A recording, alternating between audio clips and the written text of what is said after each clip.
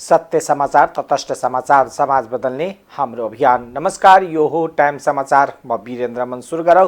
चौरचन मनाइएको सम्बन्धी प्रसङ्गबाट मिथिलाञ्चल क्षेत्रमा आज आस्था तथा निष्ठापूर्वक चौरचन पर्व मनाइएको छ। सोमबार जनकपुर धाम सहित धनुषा, महोत्तरी, सिराहा, सर्लाही, सप्तरी लगायतका मिथिलाञ्चलका क्षेत्रमा प्राथमिकताका साथ हिन्दू धर्मावलम्बीहरूद्वारा चौरचन पर्व मनाइएको हो। प्रत्येक वर्ष भाद्र शुक्ल पक्षको चतुर्थी तिथिमा मनाइने चौरचन पर्वमा चन्द्रमा र भगवान गणेशलाई पूजा गरिन्छ। चन्द्रमालाई पूजा गर्ने विधि नै चौठचन्द अर्थात् चौरचन हो।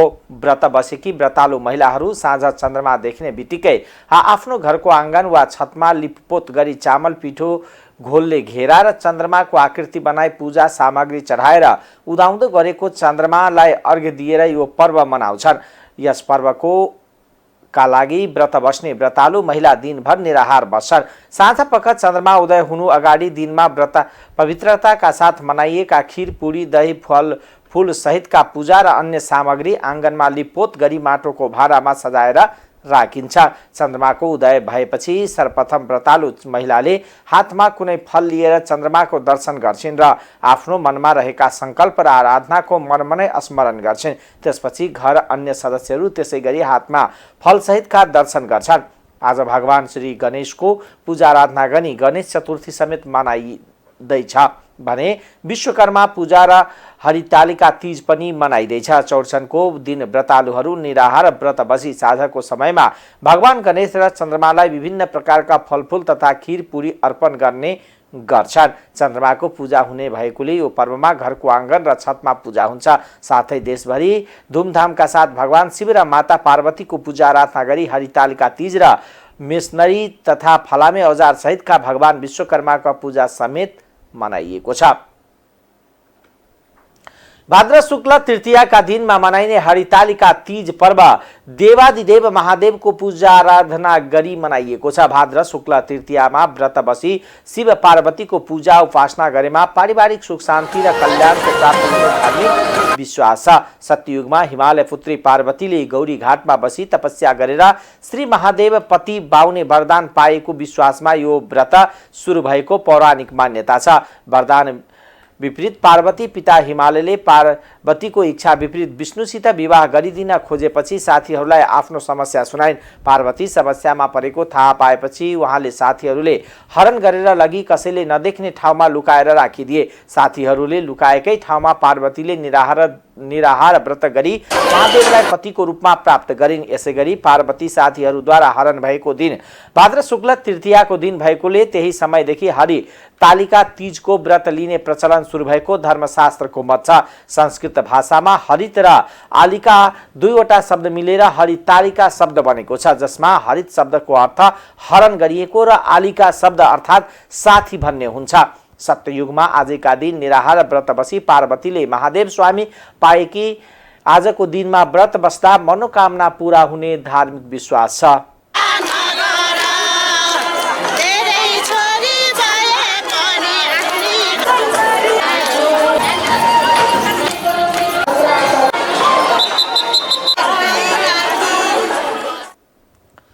प्रत्येक वर्ष कन्या अर्थात् आश्विन संक्रान्तिका दिन कालीगढहरूको विश्वकर्माले पूजा आराधना गरी वस्तु दिवस तथा विश्वकर्मा पूजा पर्व मनाएका छन्। विभिन्न कल कारखानामा विश्वकर्मा भगवानको बालुवाको मूर्ति वा तस्बिरमा विधिपूर्वक पूजा आराधना गरी यो दिवस मनाउने गरिन्छ। कल कारखानालाई विशेष रूपमा सजाएर मजदुरलाई समेत सहभागी गराएर यो दिवस मनाइन्छ। बालुवा अन्य चीजबाट बनाइएका विश्वकर्माको मूर्ति बागमती मुहान स्थल सुन्दरी जल वा अन्य शुद्ध जलस्थलमा सेलाउने गरिन्छ।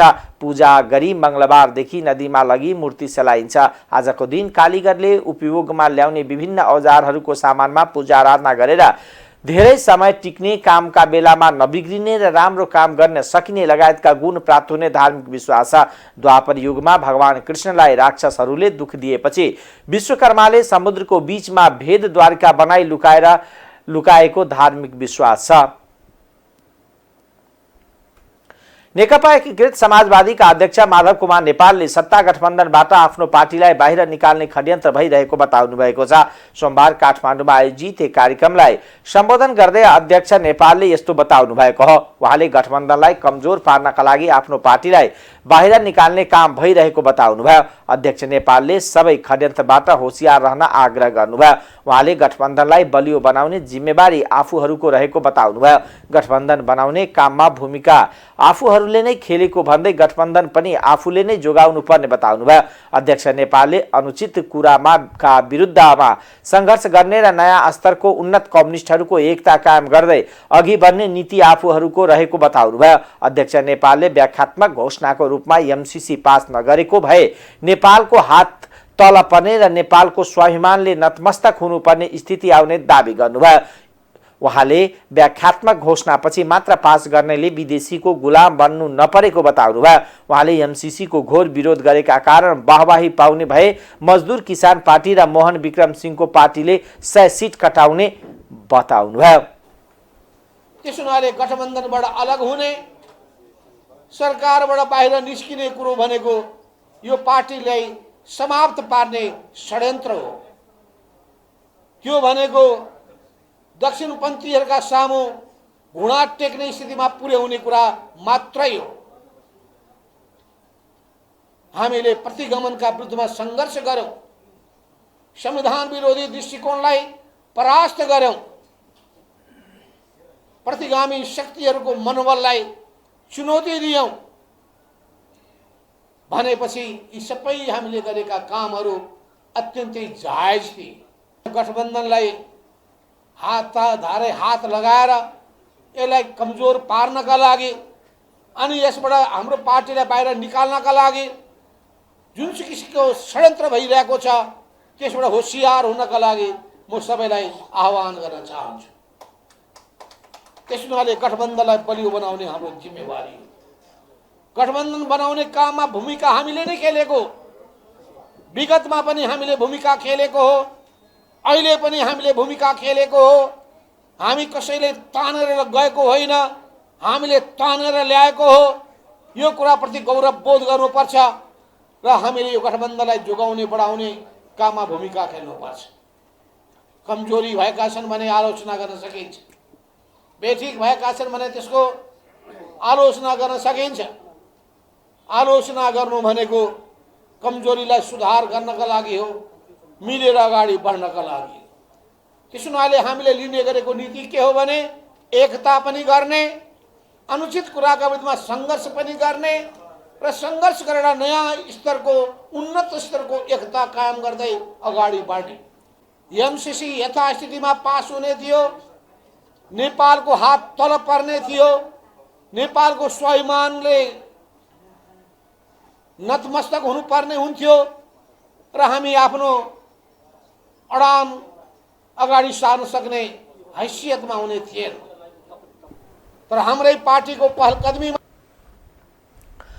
अध्यक्ष नेपालले एमसीसी को विरोध गर्ने लगाएर आफ्नो पार्टीलाई सरकारबाट फाल्ने कुचेष्टा भएको बताउनुभयो।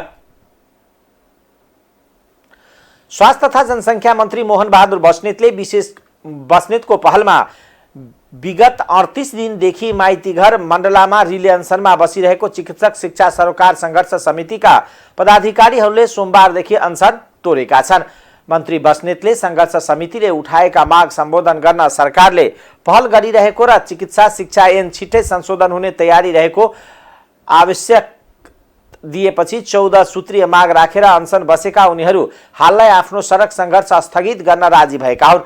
अनसन तोडाउन स्वास्थ्य मन्त्री आफ्नो सचिवालयका स्वकीय सचिव रामेश्वर आचार्य र रामचन्द्र दुलाललाई माइतीघर पठाएका थिए। मन्त्री बस्नेतका प्रतिनिधि आचार्यले अनसनमा बसिरहेका सङ्घर्ष समितिका सदस्यलाई जुस पिलाएर अनसन स्थगित गरेका थिए। अनसन स्थगित गरेपछि चिकित्सा शिक्षा सरोकार सङ्घर्ष समितिका वरिष्ठ 5 जना पदाधिकारी वार्ता गर्न स्वास्थ्य तथा जनसङ्ख्या मन्त्रालय पुगेका छन्। स्वास्थ्य तथा जनसङ्ख्या मन्त्री बस्नेतसँग वार्तामा स्वास्थ्य मन्त्रालयका सचिव डाक्टर रोशन पोखरेल, अतिरिक्त सचिव डाक्टर विकास देवकोटा, डाक्टर टङ्का बराकोटी लगायतका थिए भने सङ्घर्ष समितिको तर्फबाट संयोजक निर्मल सापकोटा, सहसंयोजक भुवन चक्र जोशी लगायतका पदाधिकारी थिए। वार्तामा सङ्घर्ष समितिका संयोजक सापकोटाले आफूहरूले उठाएका 14वटा मागका विषयमा मन्त्री बस्नेतलाई जानकारी गराउँदै नेपालको चिकित्सा शिक्षा सुधारका लागि सरकारले आफ्नो मागहरू सम्बोधन हुनुपर्नेमा जोड दिएका थिए। स्वास्थ्य मन्त्री बस्नेतले प्रधानमन्त्री विदेशमा रहेका बेला स्वास्थ्य मन्त्री र चिकित्सा शिक्षा आयोगको सह अध्यक्षको हैसियतले चिकित्सा शिक्षा ऐन संशोधन गरेर अगाडि बढ्न सरकार तयार रहेको जानकारी गराउँदै यसका विषयमा शिक्षा मन्त्री र प्रधानमन्त्री समेत सकारात्मक भएकोले संघर्ष समितिले उठाएको माग चाँडै सम्बोधन हुने विश्वास दिलाउनुभयो।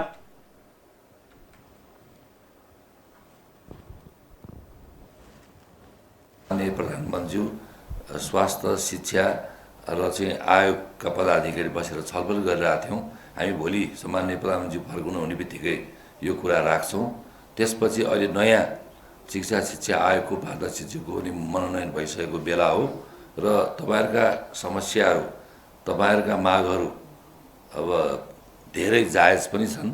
त्यसकारणले त्यो जायज मागहरूलाई सम्बोधन गर्ने गरी भोलिका दिनहरूमा छलफल आजै अगाडि बढिसकेको छ भने भोलि निश्चित रूपमा यसले एउटा आकार लिन्छ, यो एउटा निर्णयमा पुग्छ, यसले एउटा गति दिन्छ र यो समस्या समाधान गर्ने कुरामा राज्य अथवा राष्ट्र अथवा सरकार अथवा हामी लागि नै सकेको अवस्था भएको हुनाले यो कारबाहीको प्रक्रियामै अगाडि बढिसक्यो। त्यसकारणले तपाईँहरूलाई भोलि चित्त बुझेन भने त्यो दिन भोलि आउला। ल मलाई के लाग्छ भने तपाईँहरूले अब धर्ना नै बस्न नपर्ने गरी यो समस्या टुङ्गिन्छ।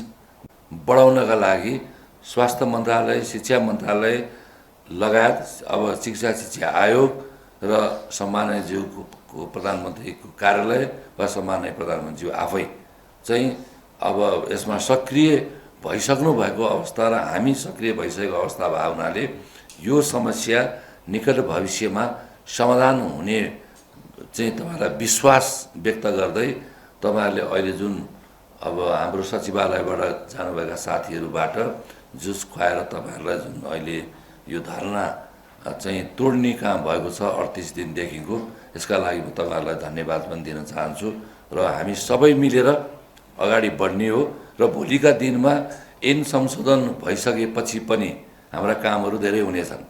त्यो काम भनेको अहिले जुन किसिमले शिक्षाको क्षेत्रमा यो फिसको अराजकता छ भन्ने पनि चर्चाको विषय छ। हामीले प्रश्न भनेका छौँ, मैले प्रश्नै राखेको छु कुरा यो विषयमा कि एउटा कार्यविधि बनाउने, शुल्क निर्धारण गर्ने, सञ्चालकहरू र सञ्चालन गर्न दिने राज्य पक्ष सरकार पक्ष सबै बस्ने, त्यसलाई वे आउट निकाल्ने सहज वातावरणमा भोलि पटक पटक यसका लागि चाहिँ धरना कस्नुपर्ने, हडताल गर्नुपर्ने वा दण्डित गर्नुपर्ने वा केही गर्नुपर्ने परिस्थिति नहुने गरी यसलाई टुङ्ग्याउनुपर्छ। चिकित्सा ऐन संशोधन गर्न नसकिए अबको 5 वर्षमा नेपालमा चिकित्सक र नर्सहरूको अभाव हुने दावी गर्दै प्रधानमन्त्री विदेश भ्रमणबाट फर्किएपछि यसका विषयमा ठोस पहल हुनेमा उहाँले जोड दिनुभयो। संघर्ष समितिले राखेको जायज मागप्रति सरकार सकारात्मक ढङ्गले अगाडि बढिसकेकोले अब आन्दोलन गरिराख्नु नपर्ने मन्त्री बस्नेतको जोड थियो। अब आर्थिक समाचार।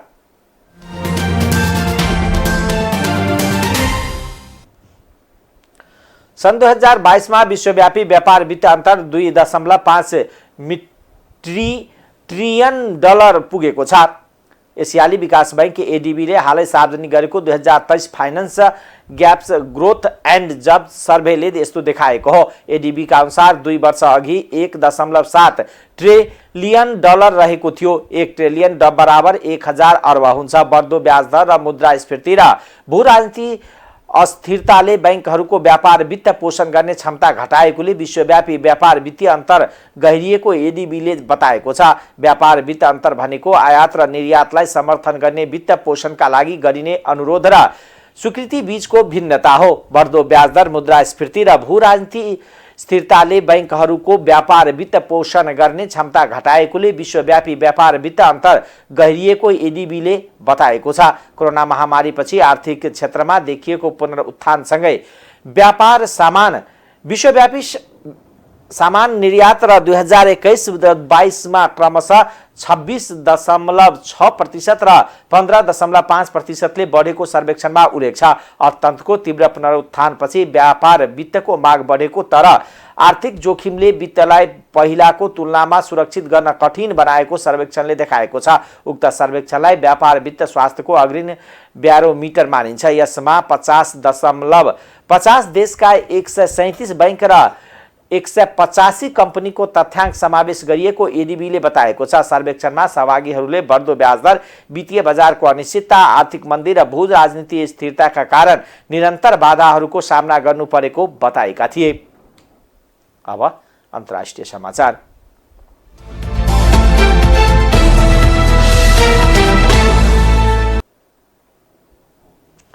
भारतको पश्चिम बङ्गालमा रहेको शान्ति निकेतन शहर युनेस्कोको विश्व सम्पदा सूचीमा समावेश भएको छ। साउदी अरबमा सम्पन्न विश्व सम्पदा समितिको 45औं अधिवेशनले शान्ति निकेतन शहरलाई विश्व सम्पदा सूचीमा समावेश गरेको युनेस्कोले सामाजिक सञ्जाल एक्स अर्थात् ट्विटर मार्फत जानकारी दिएको छ। सन् 1901 मा कवि तथा दार्शनिक टैगोरद्वारा स्थापित शान्ति निकेतन प्राचीन भारतीय परम्पराहरूमा आधारित एक आवासीय विद्यालय र कलाको केन्द्र तथा धार्मिक र सांस्कृतिक एकताको केन्द्रको रूपमा रहेको छ। सन् 1921 मा शान्ति निकेतनमा विश्व विद्यालयको स्थापना गरिएको थियो। त्यहाँ प्राचीन, मध्ययुगीन र लोक परम्पराहरूको समाविष्ट चित्रण भेटिने समाचार संस्था एपीएफले उल्लेख गरेको छ। सुडानको राजधानी खार्तुममा दुई सेना बीचको भिडन्त भएको छ। भिडन्तमा कारण राजधानी खार्तुममा रहेको 18 तले ऐतिहासिक भवनमा आगलागी भएको छ। नाइल नदीको छेउमा रहेको प्रतिष्ठित ग्रेड नाइल पेट्रोलियम आयल कम्पनीको टावरमा आगो लागेको हो। आगलागीमा घाइते भएका वा कसैले ज्यान गुमाएको बारेमा कुनै रिपोर्ट प्राप्त नभएको बीबीसीले जनाएको छ। गएको अप्रिलदेखि खार्तुम र अन्य शहरमा हवाई हमला र लडाई हुँदै आएको छ। त्यहाँ 10 लाख भन्दा धेरै मानिस देश छाड्न बाध्य भएको राष्ट्रसङ्घले जनाएको छ। सुडानी सेना र अर्धसैनिक यापिड स्पोर्ट फोर्स आरएसएफ का नेताहरू बीचको शक्ति सङ्घर्षबाट सुरु भएको लडाई हिंसात्मक बन्दै गएको छ। टाइम्स समाचार अहिलेको लागि यति नै। हेर्दै गर्नुहोला टाइम्स टेलिभिजन। नमस्कार।